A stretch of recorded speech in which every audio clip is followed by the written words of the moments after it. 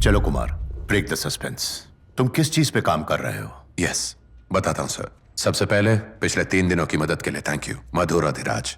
मेरा रवैया बहुत अजीब लग रहा होगा आप सबको, पर अब मैं बता सकता हूं, मुझे समझ आ गया है। सबसे पहला पॉइंट, कलेक्टर का मर्डर। मारने वाले ने धर्म के नाम की हमें धमकी दी थी, कहा था मर भी सकता है और मार भी। ये देश बाहर के लोगों के वास्ते नहीं है, निकाल फेंको इन्हें। ईस्टर के इवेंट वास्ते परमिशन दे दिया और हमें नहीं। सारे अन्याय हमारे धर्म के साथ क्यों? पड़ोसी देश में भेजो इन्हें, फिर दिखा देंगे कि किसकी चलती है। ये भाषा सुन के आपको नहीं लग रहा कि ये सुनी सुनाई सी लग रही है? हाँ। तुम सब गंदी नाली के कीड़े अपन की बात गौर से सुन। अपन के अमृत सिंघम के बारे में कुछ भी उल्टा सुल्टा लिखा छोड़ूंगा नहीं। कलेक्टर का कातिल और अरसलान का कातिल दोनों एक ही उम्र के हैं। दोनों में से किसी ने भी वहां से भागने की कोशिश भी नहीं की। अपने किए पर कोई भी पछतावा नहीं। माँ बाप के बयान, उनकी गरीबी, बहुत कुछ एक जैसा है। सबसे जरूरी जुर्म के बाद दिया गया उनका बयान, हम मार भी सकते हैं और मर भी सकते हैं। दिखा देंगे किसकी चलती है। ये समानताएं महज इत्तेफाक लग सकती हैं, कोइंसिडेंस, लेकिन कितनी बार मैंने ये समानताएं एक और केस के साथ जोड़ी और सोचने लगा, क्या एक और कत्ल? हाँ, मेरे ज्वाइन करने के बाद मैं एक मीटिंग में बैठा था। तब आप मसाला किंग राजीव रेड्डी की कत्ल की कवर स्टोरी डिस्कस कर रहे थे, याद है? हाँ याद है, मैंने कवर किया था। वही पैटर्न इधर भी था।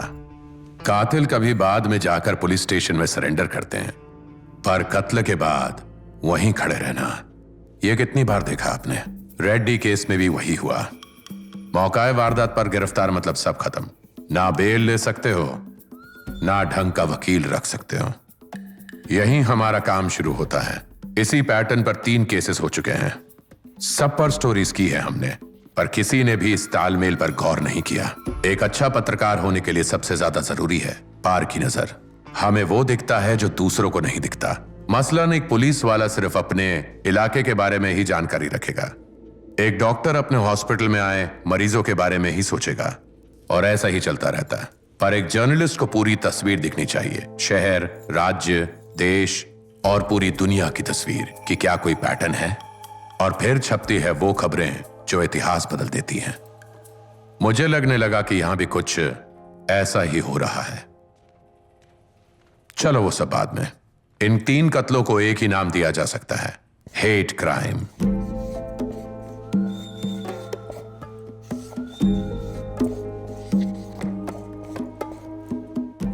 हमें फलाना पसंद नहीं क्योंकि वो हमारे विश्वास के खिलाफ है। नफरत के बलबूते पे किए जुर्म हेट क्राइम, और उनमें सबसे हिंसक हेट मर्डर्स। नफरत ही उनकी नींव है।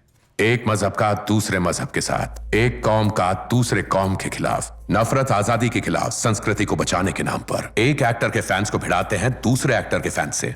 बाहर से आए हुए रिफ्यूजीज के खिलाफ हमारे समाज में किस्म किस्म की नफरत बोई जाती है, और हर इंसान में इस नफरत का बीज पाया जाता है। बस हवा पानी मिलने की देर है और ये फैलने लगता है। और ये लोग पैसे या ताकत के लिए खून नहीं करते, ये धर्म के नाम पर, जात के नाम पर, कौम के नाम पर करते हैं, और उसे कहते हैं हेट क्राइम। पर ये सब तो समाज में हमेशा से घटते रहने वाली बात है। नफरत की वजह से मारकाट तो युगों युगों से चलती आ रही है। हाँ, ये जरूर हुए हैं, पर किस संख्या में, किस तादाद में?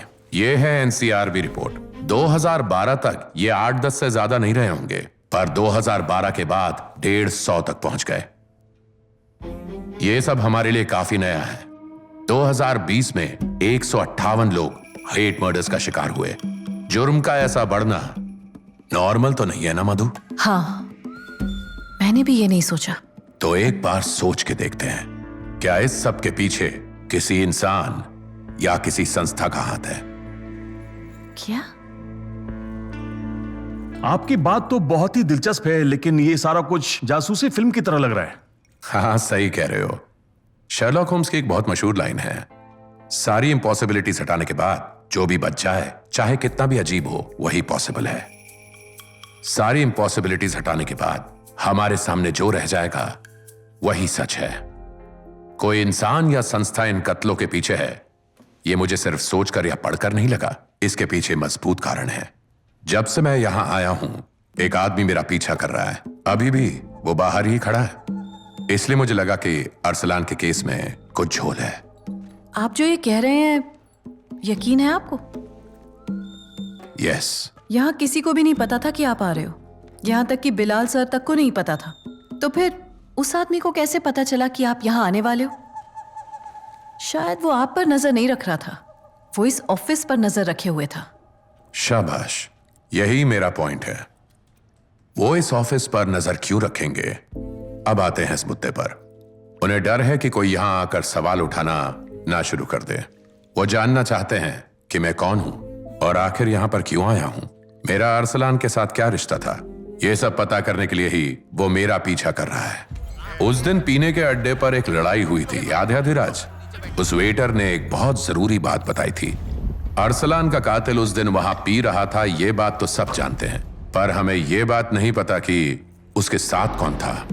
ये सब साजिश इसलिए है ताकि अमृत राजनीति में ना आए। अरसलान उस मैगजीन का मालिक, ये उनका दलाल है। सिंघम बेचारा गाड़ी में बैठकर रो रहा था, उसके ड्राइवर ने बताया। क्या बोल रहे हो? सिंघम रो रहा था? मैं क्यों झूठ बोलूंगा?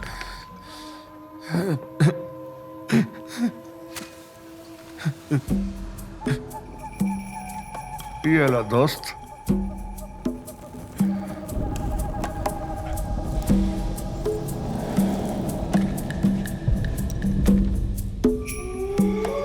दोस्त, उसने सिंघम की जिंदगी बर्बाद कर दी है।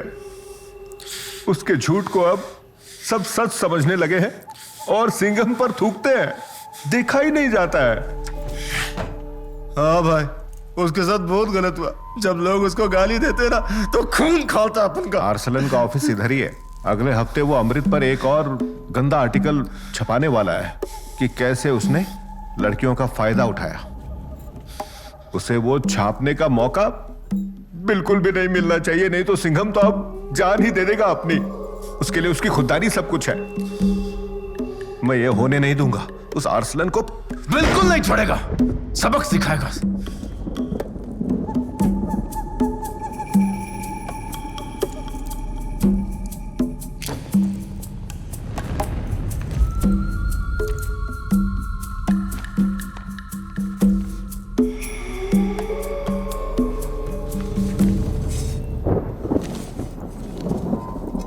मैं तो एक खंजर भी लाया हूं दोस्त, पर क्या अब मेरी उम्र हो गई है ना, हड्डियों में जान ही नहीं बची।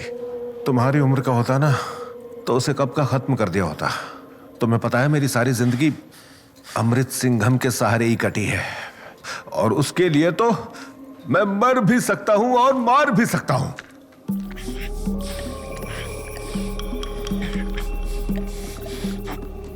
सुनो, मैं जरा होकर आता हूं। हाँ,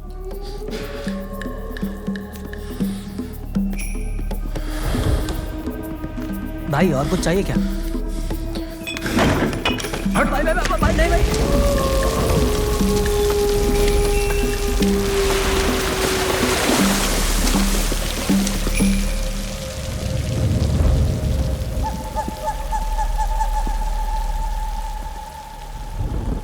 बाबू ने ये सारी बात पुलिस को क्यों नहीं बताई कि कातिल के साथ कोई और भी था वहां पर?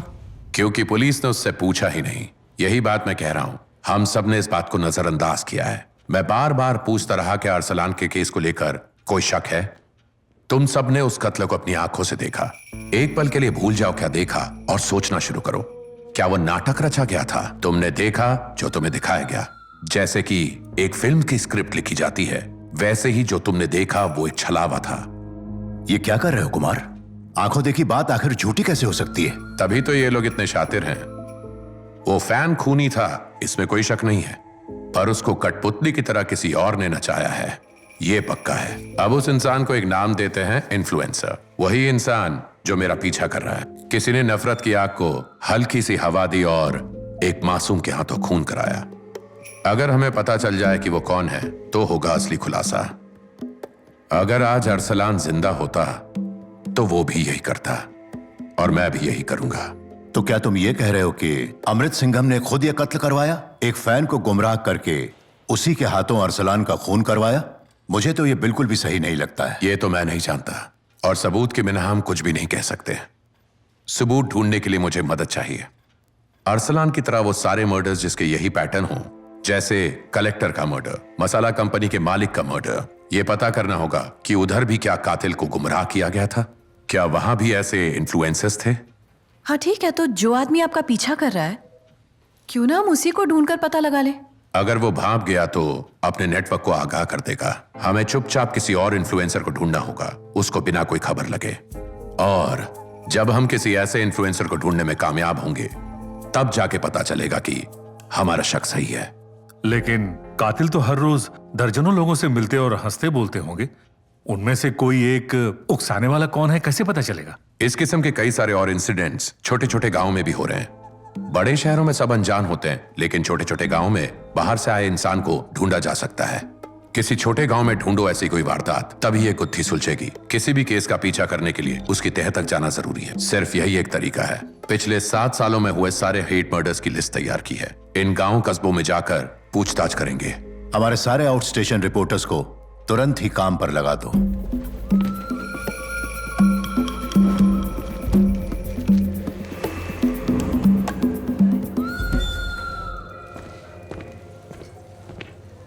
Good morning. Good morning. Madhu, Good तुमसे morning. कुछ बात करनी थी। एक मिनट। हेलो, ओरछा से रिपोर्टर वसंत है लाइन पर, आपसे बात करनी है।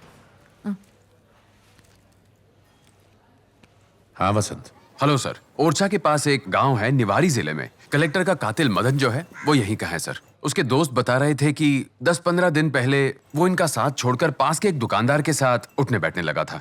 सर वो आदमी कई बार मदन से मिलने आया था, पर ये लोग कहते हैं कि कलेक्टर का कत्ल होने के बाद से वो दिखाई नहीं दिया सर। वो दुकान भी मिल गई है और उसका दुकानदार भी। आप कहे तो पूछताछ करूं? बिल्कुल आराम से बात करना, उसे ये ना लगे कि हमें उस पर शक है। मुझे फिर बताना वो कैसे रिएक्ट करता है। Okay sir.